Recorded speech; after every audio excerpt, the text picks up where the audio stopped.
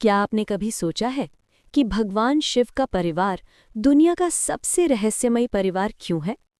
एक पत्नी जो स्वयं आदि शक्ति है, एक पुत्र जो युद्ध के देवता हैं, दूसरा पुत्र जो विघ्नों के स्वामी है, एक वाहन जो अहंकार को रौंद देता है और एक गण जो भूत प्रेत और देवताओं से भी ऊपर है।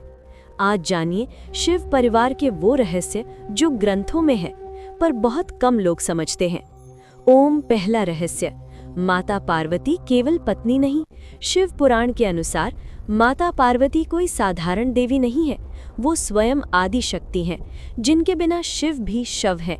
इसीलिए कहा गया, शिव बिना शक्ति शक्तिहीन है।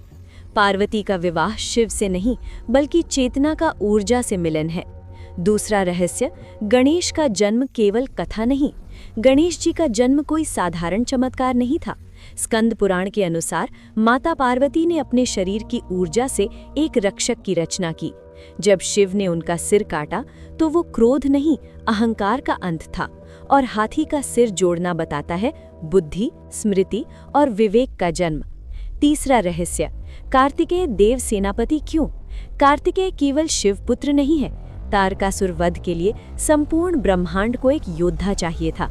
6 कृतिकाओं द्वारा पालन और शिव के तेज से जन्म कार्तिकेय को बनाया युद्ध और अनुशासन का देवता।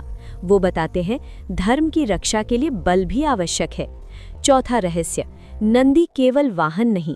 नंदी कोई साधारण बैल नहीं।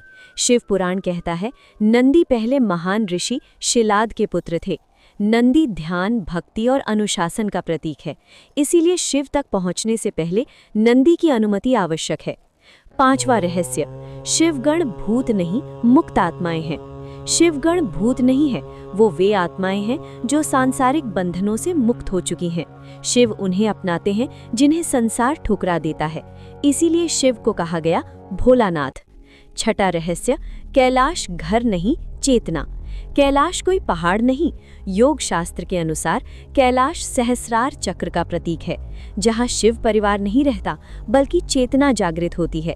अंतिम रहस्य, शिव परिवार हमें क्या सिखाता है? शिव परिवार बताता है शक्ति बिना चेतना अधूरी है, बुद्धि बिना विवेक अंधी है, बल बिना धर्म विनाशक है और भक्ति बिना समर्पण खोखली है। शिव परिवार एक परिवार नहीं, जीवन जीने की संपूर्ण व्यवस्था है। अगर ये रहस्य आपकी सोच को छू गए हों तो इस वीडियो को साझा कीजिए। हर हर महादेव।